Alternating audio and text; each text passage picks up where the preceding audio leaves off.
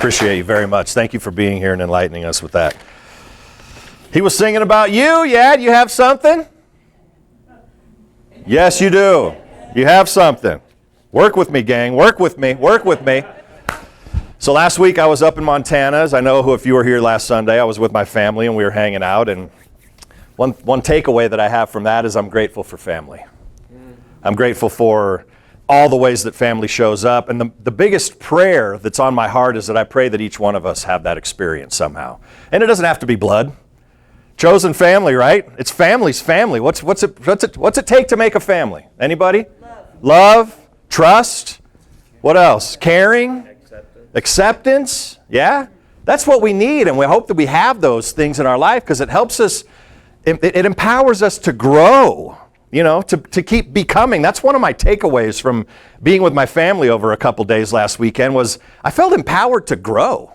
You know, I got some smart people in my family. You know, there's some people I've got some DC insiders in my family. We talked politics and it was great. You can talk politics and it's great when you respect each other, right? When you love each other, you can talk religion, you can talk intimacy, you can talk all sorts of stuff when there's that acceptance and willingness and really seeing each other and who you are. So I was just inspired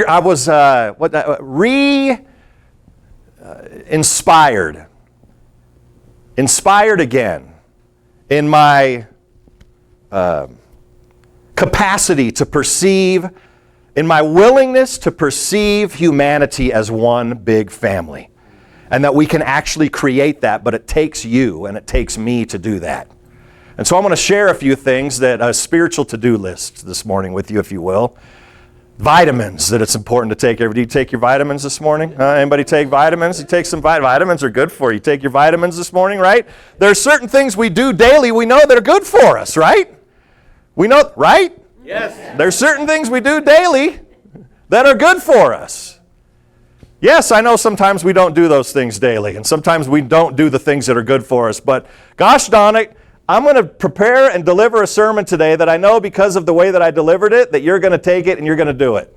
Right on? Because I said so. And it makes me feel powerful.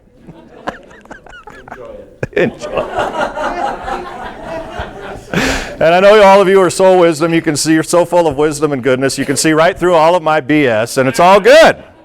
And I appreciate it. So I've got a little cocktail I've prepared for you this morning, a little vitamin cocktail I've prepared for you this morning. And it's the FL double G vitamin cocktail I've prepared. You know, I've shared this with you, right? You get up here and you do this enough times, you got to find creative ways to share the same message over and over again. So I've got a vitamin cocktail I've prepared for you this morning. It's vitamin F, vitamin L, vitamin G, and vitamin G. Have you ever heard of those vitamins before? No? Not yet. We're trying to have some fun this morning, gang. So, what do you imagine is vitamin F? Freedom. Forgiveness. Forgive. Everybody's got their own. That's part of what I love too. Forgiveness. Daily. This is part of the daily cocktail. Forgiveness. What do you think the L is? What do you think the first G is? Grace. Gratitude. What do you think the second G is? Grace. Growth. Every day.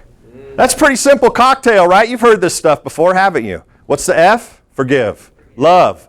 Gratitude and growth. 4 things to put on your to-do list every single day that probably, maybe, you forget to do on a daily basis. These might be vitamins you forget to take. Forgiveness, love, gratitude, growth. Have you heard of these things before? Of course you have. Naturally, am I delivering a sermon that's brand new and out of nowhere? As much as I'd love to be so grand and great and glorious, I know by now that I'm probably not ever going to give a sermon that's that profound. And yet, what we can do is grow. What we can do is hear something and maybe metabolize it in a way that we haven't before. Just like the food that we eat. We know that when we take it in, it's going to the places in our body that's necessary for it to nourish us. The same way that forgiveness, love, gratitude, and growth do. Maybe you haven't heard this before. Maybe you have. But forgiveness literally has nothing to do with anybody else on this planet. Do you know that? And yet sometimes we still hold on to these resentments, don't we? Sometimes we still hold on to that, I'm going to make myself feel better as long as inside of myself I can make sure that person feels like a POS. Inside of myself, as long as I know that that person is a POS, I'm all good. But who's the only person that's being affected? Me, right? So here's the other thing about all of this, gang, and you know I'm a big proponent of this, is practice, practice, practice. Practice, practice, practice. How do I practice forgiveness? I practice forgiveness by doing exactly what we just did. Turning my attention inward and making a conscious choice to give myself my life. Making a conscious choice to give myself my life.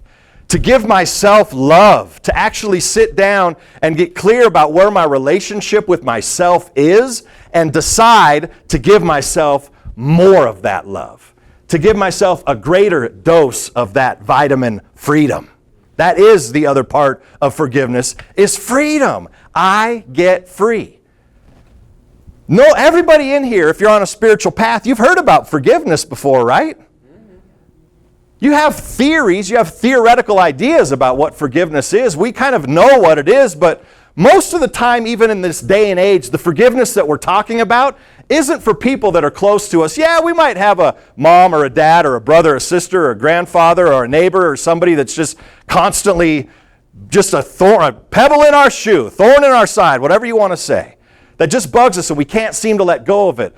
But most of the forgiveness that we need to do has something to do with people we've never even met before.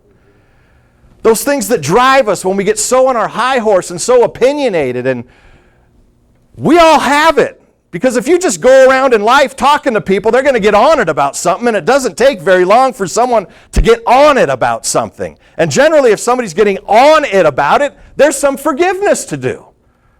I'm making somebody else wrong and making myself right. Today, to practice forgiveness. For today, to give myself my life. So just for a moment, consider, where do you need to forgive? Who do you need to forgive? Consider it yourself. Yourself for what, then, is the next question. Care to share that, Ed? Come on, buddy, play along. Self, mostly. Am I giving myself my life? Where am I stopping at the fence? Where am I stopping? Where I can just take those fences down, take those walls down. Who do I need to forgive? It's okay to start with my neighbor, or this family member, or this person, but then roll the tape forward a little bit and realize the only relationship that we ever have is the one with self. And I got to get busy giving my own life back. So, hear the reminder. What's the first vitamin? Vitamin F is to forgive. To give myself life.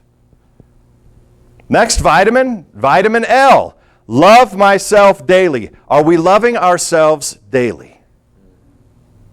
Part of that, and you see that all these are going to weave together, right? They're all part of the same cocktail. That's why it's a cocktail of vitamins.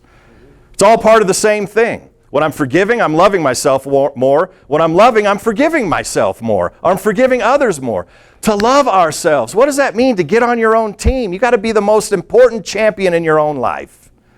To look in the mirror, as we've talked about so many times, and love ourselves. Love the person that's in that mirror. Love the history. Love the story. Everybody's got a story. Fascinating stories. Can we love all of it? And I'm talking about the mistakes, because check it out, gang. We're going to keep making mistakes, aren't we? Who in here is never going to make a mistake for the rest of their life? Good for you. I like where your intention's at. I like where your commitment is. Yes. We're all going to keep making mistakes. But do I love myself right in the midst of it? And then what else is to forgive myself for it? To love and to forgive. You know, forgiveness, what did Mark Twain say about forgiveness? Mark Twain said that forgiveness is the I love this. Forgiveness is the fragrance the violet sheds on the heel that has crushed it. Isn't that wonderful? Forgiveness is the fragrance the violet sheds on the heel that has crushed it. Sounds a lot like love, too. Fragrance. You're fragrant. Do you walk around with a fragrance about you, a love fragrance, a beauty, a joy? Forgiveness is the fragrance the violet sheds on the heel that has crushed it. Anybody here been crushed by life? But here we are. Here we are. We've all been through some stuff, haven't we? Forgiveness and love. Forgiveness and love. Man, I think sometimes if there's only one sermon I ever heard for the rest of my life, I'd want it to be something having to do with forgiveness and something having to do with love. Because then out of that, I can experience a greater, what vitamin G? Vitamin gratitude. And then out of that, the other G, vitamin growth. When I'm forgiving others and myself, when I'm loving others and myself, I'm growing. I'm in gratitude. I'm in gratitude. How many people actually keep a gratitude list? This is rhetoric. Okay, you can answer. That's fine. Just know that when I ask, most of the time it's rhetoric, and then I'll ask for an answer if I want one. Okay, cool. Unless you're just one of those that wants to volunteer, I accept. Bring it on. I want some audience participation. Bring it on. We're a community. I'm in gratitude, having a gratitude list of what I'm grateful for. What does it do? It keeps it present in my awareness, doesn't it? It keeps it present on my heart, not even a list necessarily, but again, in the same way that I'm taking my daily vitamin regimen, I get them all. You might even have them in one of those containers that's got the S, M, T, W, right? You might even have them in one of those containers. Do you have your other vitamins in one of those containers? S, vitamin F, vitamin L, vitamin G, and spend time every morning taking them. Let me spend some time in forgiveness right now. Who do I need? And just let it cross across your awareness. Who do I need to spend some time loving right now? And it always comes back to the self, gang. I mean, that's really what it always comes back to. Not that it's selfish to be there, but that's the only relationship we have. It's the person we're with all the time. Forgiveness, love, and then I can be in this place of gratitude. This place of actually accepting and growing and loving the life that I have, and it's not always easy. We don't always find ourselves having everything that we want.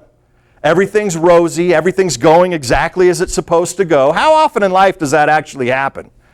Sometimes, right? And then I think if it is happening, I'm so spiritual right now, right? I'm in my groove. I'm in my spiritual groove. Like my prayers are being answered. But lo and behold, there will come a time when your prayer's not answered. Or it doesn't appear that it's being answered in a way that you want it answered, right? But gratitude helps me see that whatever's being revealed is a blessing. Gratitude helps me have a paradigm of standing witness to my life and realizing that blessings are around me. That I can turn my attention to the blessings that are in my life. That I can turn my attention to the good that's in my life. And welcome in all the other stuff that's there too into that gratitude factory. So I'm grateful. I'm grateful for what? Somebody, okay, now I'm asking. Popcorn, yell out what you're grateful for. What are you grateful for? Your God. Dog. Is God backward? What else? What are we grateful for? Home. Family.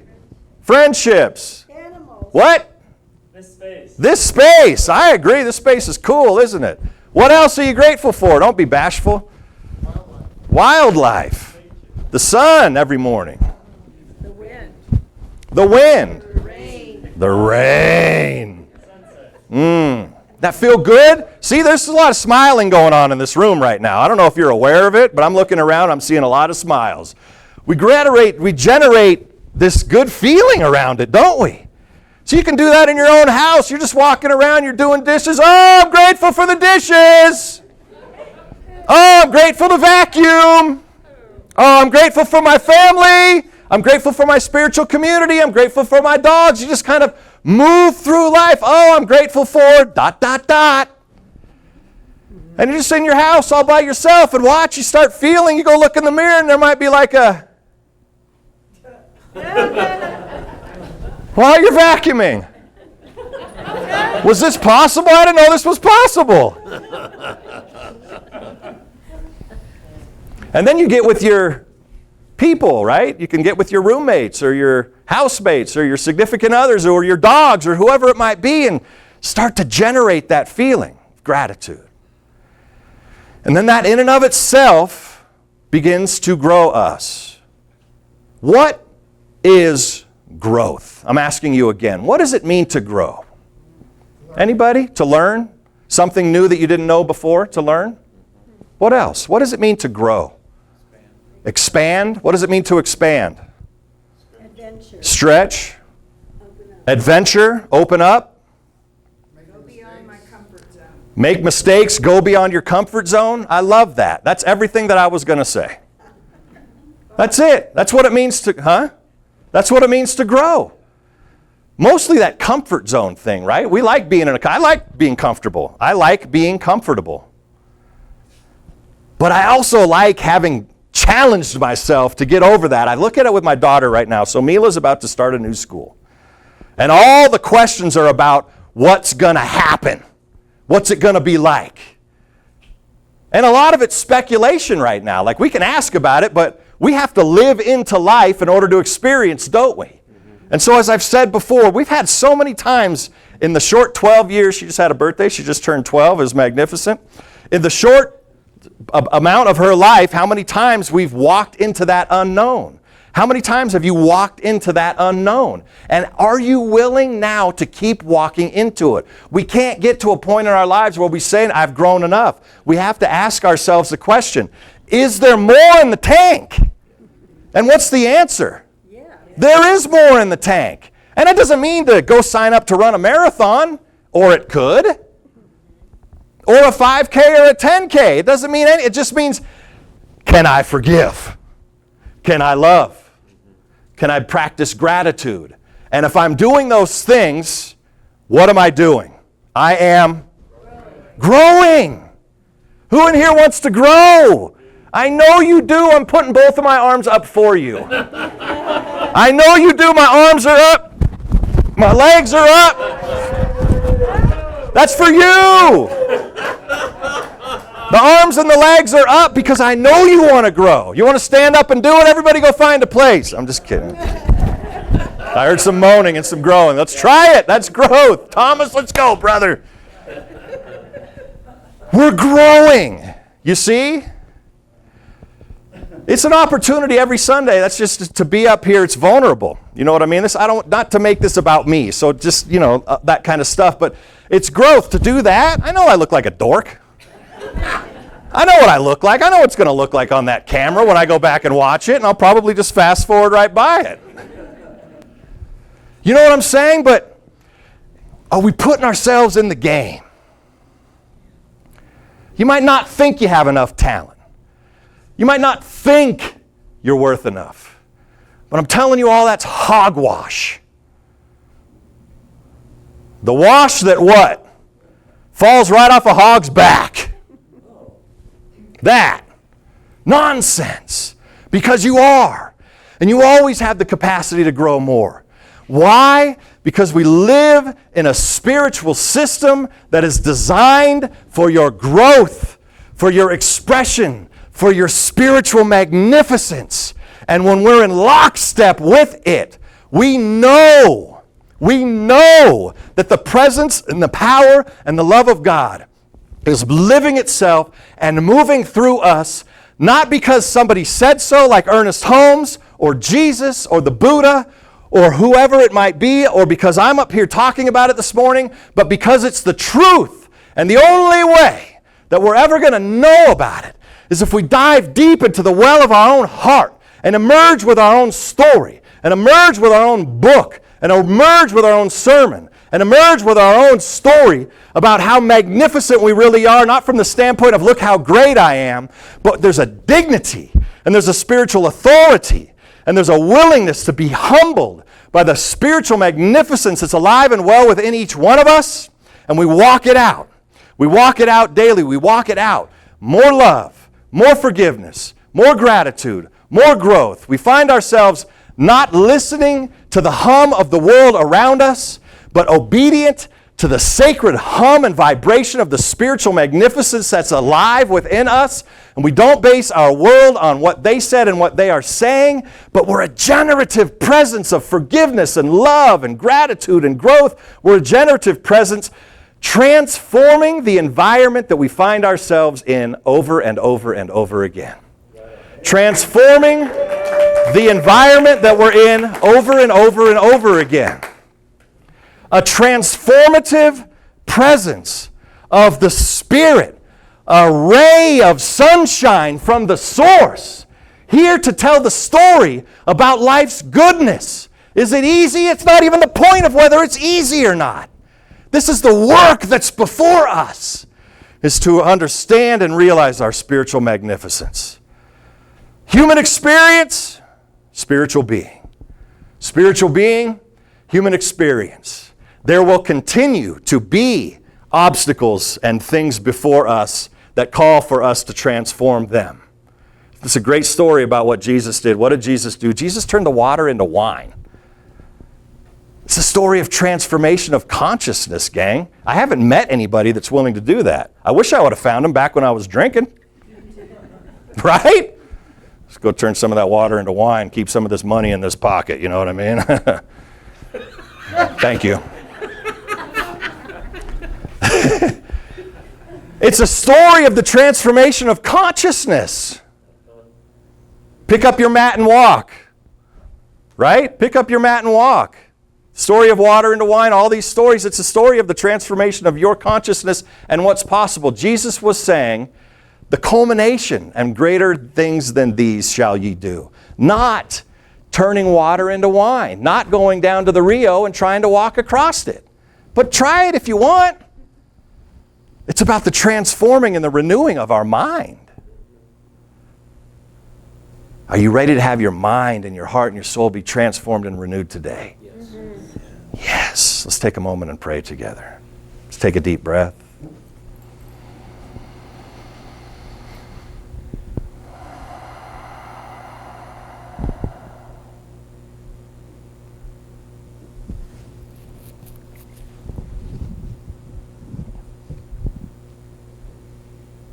Take another deep breath.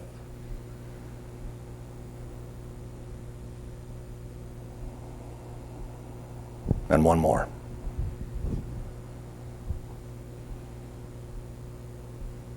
This joy that I have, the world didn't give it to me. The world didn't give it, and the world can't take it away.